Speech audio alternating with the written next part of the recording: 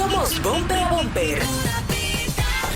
Señores, aquí en Bumper a Bumper, y llegó la hora de nosotros poder comentar lo que ha estado haciendo noticia desde el día de ayer en República Dominicana, y sobre todo sigue siendo hoy uno de los temas más mencionados, y tiene que ver con el juicio de fondo del Jet-Set. De hecho, en el día de ayer se estaba realmente celebrando el juicio de fondo. Pudimos ver cómo antes de que se llevara a cabo el juicio del Jet-Set, pudimos notar que había muchos de los familiares afectados por la víctima del Jet-Set estaban a las afueras orando para que todo realmente saliera como ellos realmente estaban esperando, pero lamentablemente las noticias que se dieron de ese juicio que se estuvo llevando a cabo en el día de ayer no fueron tan alentadoras, sobre todo para esa gran cantidad de familias que perdieron un ser querido.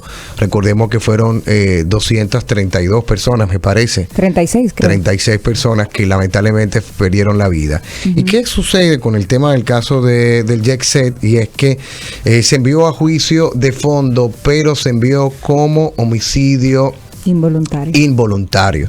Lo que los familiares de estas víctimas buscaban era que fuera llevado como homicidio voluntario. ¿Por qué?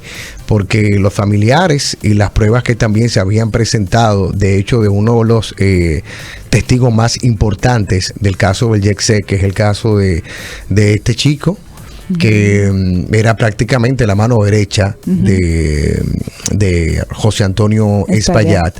Wow, se me olvidó realmente el nombre, Gregory, que ellos decían que los propietarios del Jet-Set, que era una discoteca marca país aquí en República Dominicana, conocían de cuáles eran las condiciones en las cuales realmente estaba el techo, y que habían sido advertidos en varias ocasiones, y por eso entendían que con esas pruebas se podría llevar a juicio de fondo como homicidio voluntario, pero no fue así, y hay muchas lagunas con respecto a este tema, sobre todo nosotros que no somos duchos en el área legal ni jurídico de esto, pero he querido en el día de hoy pues tener vía telefónica a el abogado José Ángel Cano, que está con nosotros, para que nos pueda brindar un poco más de detalles, información de qué representa esto, qué es lo próximo, exacto, qué es un juicio de fondo, también para que la gente pueda saber cuál es el próximo paso que se va a dar desde el punto de vista realmente jurídico, y otras informaciones con respecto a este caso. Así que le doy la bienvenida al abogado José Ángel Cano. José Ángel, abogado, ¿cómo está? ¿Cómo se siente? Muchas gracias, Neftalí. Quizás hacer una corrección, Ángel Leonel Cano. Ángel, no sé. Ángel Leonel. Y yo dije, yo no sé dónde saqué José. Por casualidad tu padre se llama José. No, mi papá también se llama Ángel Cano. Ángel Cano. Ángel, placer de tenerte una vez más. Tuviste la oportunidad hace tiempo de venir de manera presencial aquí al programa, y para nosotros realmente es un placer que estés aquí para que puedas aportar con tus conocimientos, y sobre todo a la gente que quiere saber qué significa esto y cómo va el proceso de este caso del Jet-Set. Sí, así es. En el día de ayer ya toda la prensa nacional ha recogido lo sucedido. Quizás dar un poco más de luz a nivel técnico, jurídico, de qué se trata todo esto.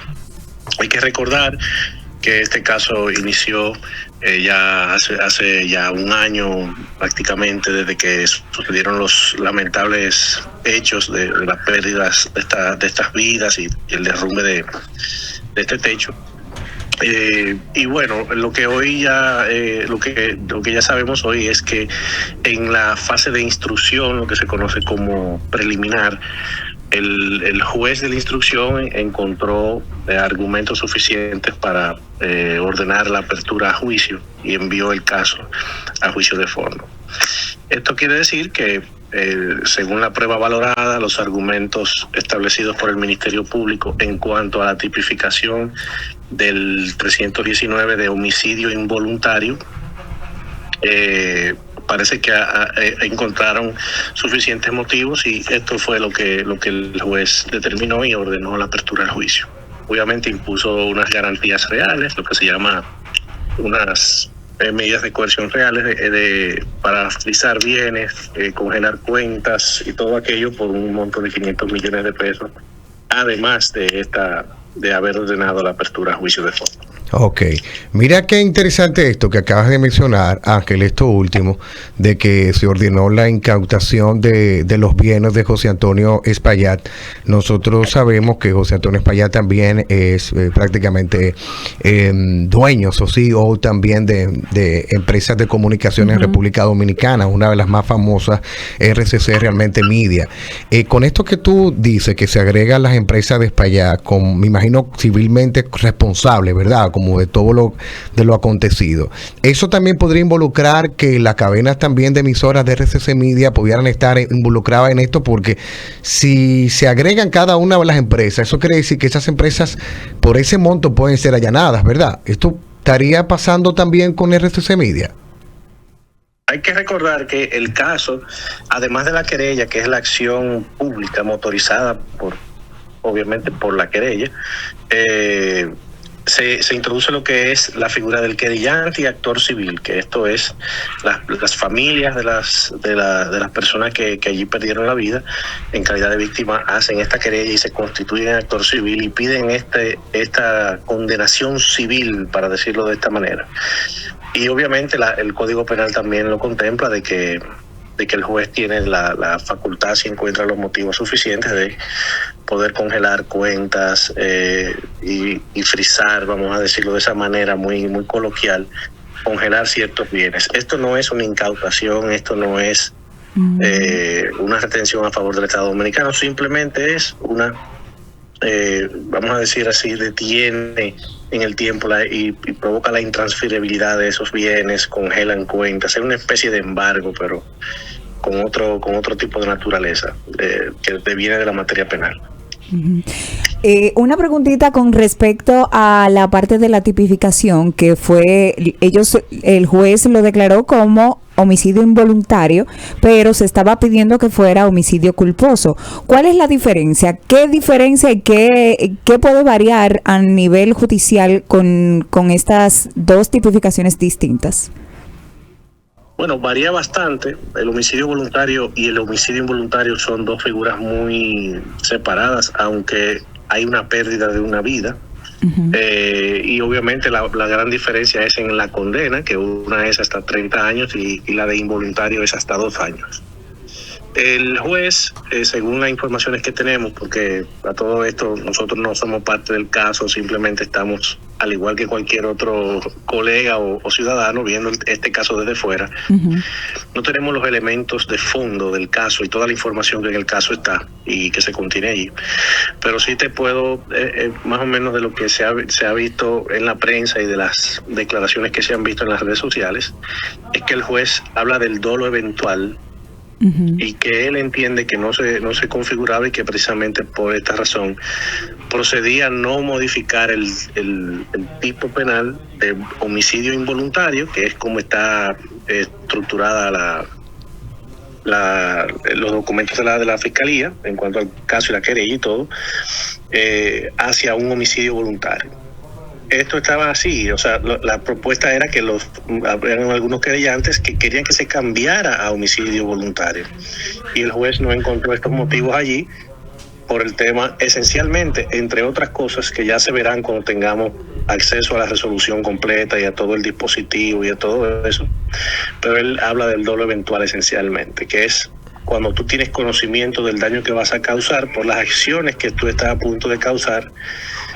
Y en este sentido estamos hablando del homicidio, o sea que él entendió que no procedía por esa razón. Ok, a ver si logro entender. Cuando habla del dolo eventual, es distinto al homicidio involuntario, o voluntario, perdón. Sí, no, porque cuando se configura el dolo eventual es que hay una voluntariedad, o sea, es como cuando tú tienes la voluntad de hacer un daño porque sabes el daño que vas a causar. Exacto. Y ahí y eso es uno de los elementos que pudiera configurar el homicidio voluntario.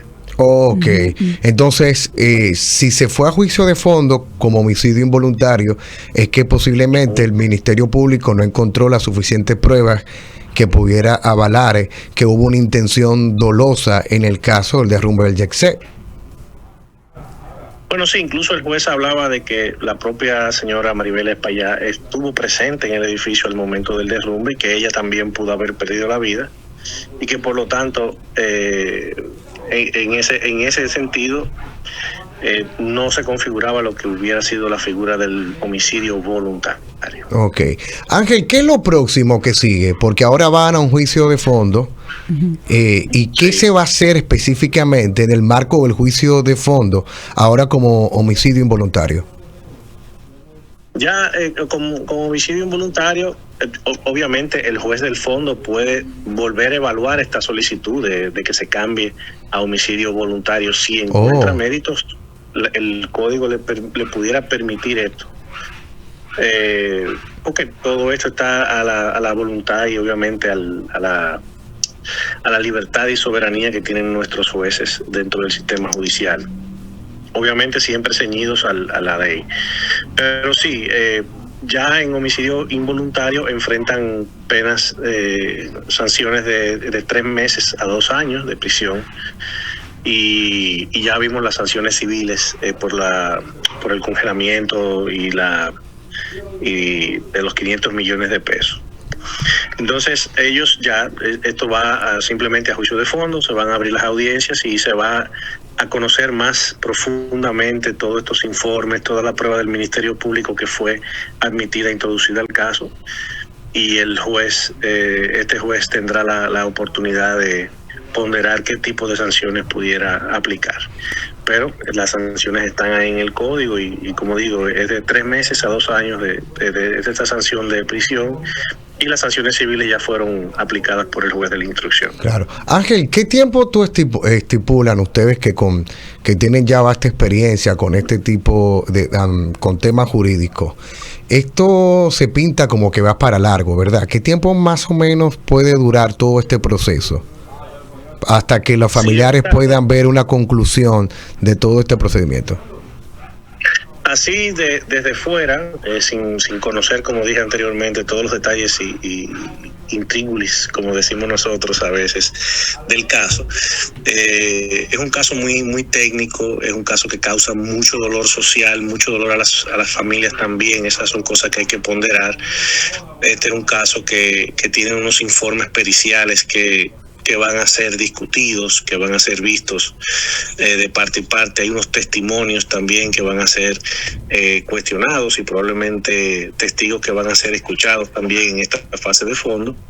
Y esto provoca muchas audiencias. De entrada pudiera decir que puede tomar un buen tiempo, ¿no? Ya habrá que ver qué tanta celeridad impondría el juez en cuanto a conocer estas cosas y ser bastante eficiente con los días que se celebren audiencias. Pero es un caso, como digo, muy complejo, con muchos detalles que desde fuera se ven así en un gran volumen. Entonces esto va a haber que evaluarlo en cada audiencia, ¿no? Y cada audiencia es una etapa diferente. Ángel, de acuerdo a tu experiencia y al ver a otros casos, ¿verdad?, que pudieran ser esto como referencia, ¿crees tú que el juez pudiera imponerle a los imputados alguna indemnización para los familiares de las víctimas? Bueno, yo no me quiero adelantar en este sentido. Los jueces son soberanos. Y si esta acusación y la querella con constitución en el Código Civil tienen méritos, el juez pudiera imponer las sanciones que establece la ley. Claro que sí. Claro que sí. Ángel, gracias por brindarnos luz con respecto a este tema del caso Jet Set, que yo sé que mucha gente le hace falta recibir un poco más de información, sobre todo cuando tú no conoces el tema del proceso jurídico. Así que agradecerte tu participación y tu deferencia en aceptar estos minutos hablando sobre este caso, hermano. Muchas gracias. Sí, no, muchísimas gracias por el espacio en esta ley. Gracias a ti.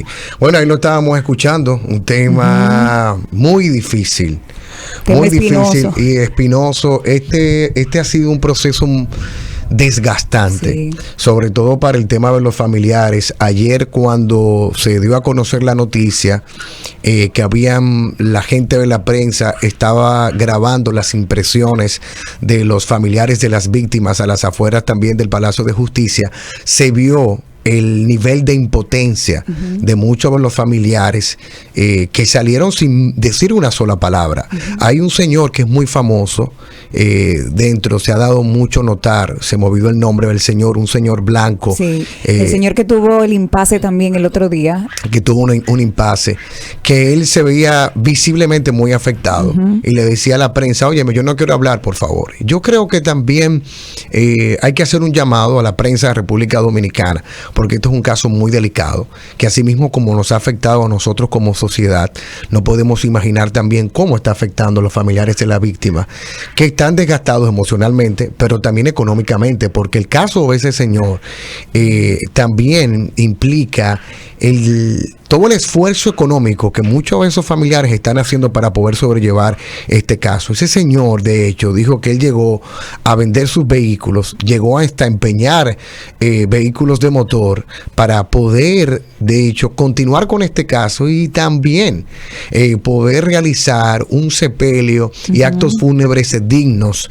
para ese familiar, que creo que fue una hija que realmente falleció. Entonces yo considero que también en este momento de vulnerabilidad, en este momento también donde las víctimas del YECSE están en un estado, podemos decir, de impotencia, la prensa tiene que respetar un poco a los familiares, que no fue nada fácil ver ayer los rostros de ellos llenos de mucha rabia, porque hay una mezcla de rabia, pero hay una mezcla también de tristeza del ver cómo aparentemente la justicia se está yendo al favor de los hermanos Espaillat. Sí, tú sabes que es difícil porque en el momento de la tragedia muchos fueron indolentes y no le importaba cómo estuvieran los familiares de la víctima en ese momento. Imagínate ahora que ha pasado un tiempo. O sea que yo creo que también es una parte de crear conciencia de que no todo es que quiero hacer noticias nada más, sino que también hay que ser empático.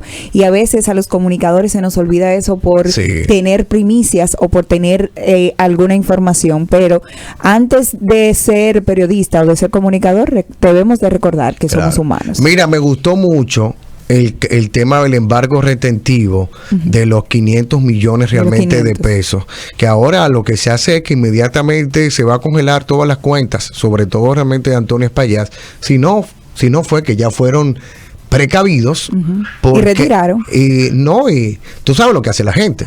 Cuando tú tienes unos abogados que están ya vaticinando qué es lo que realmente va a pasar, sobre todo cuando te dice, mira, lo que puede suceder es que te van a embargar la cuenta, eso puede pasar. Entonces comienzan ellos a comenzar a traspasar bienes, a buscar personas para poder... Por ejemplo, si yo tengo una casa en la playa y esa casa está realmente a nombre mío, yo la voy a poner al nombre del hijo mío. Hago un acto de venta. Exactamente, se la pone al nombre de otra persona. ¿Para qué? Para el fin que cuando vayan a hacer esos embargos, entonces se puedan salvaguardar esos bienes. Que no dudes tú que ya hace tiempo ya hicieron... Es que le dieron un año. Le dieron prácticamente un año. Claro. Ya tú sabes, cambiando, si de momento tú tienes X cantidad de dinero en una cuenta, ya traspasando esa cuenta a la de otro realmente familiar. Le dieron demasiado tiempo a este caso del YECSE, que lamentablemente va a seguir para largo, y que Dios le dé la fuerza a cada uno de los familiares para poder seguir adelante con este caso. Y sobre todo este movimiento que ha tenido muchísimas trabas, que ha sido un movimiento que ha sido presidido por víctimas del YECSE, Justicia YECSE. Esa joven ha dado todo y hay que felicitarla, a la que está encabezando y está como presidenta de la justicia realmente YECSE, y yo creo que necesita un poco mucho más de apoyo. A medida que va pasando el tiempo, la gente se va realmente olvidando, la gente se le va quitando la rabia, la indignación, por algo que no se le va a quitar es a los familiares que lamentablemente están pasando por una situación bastante difícil. Cambiamos de tema, no se muevan.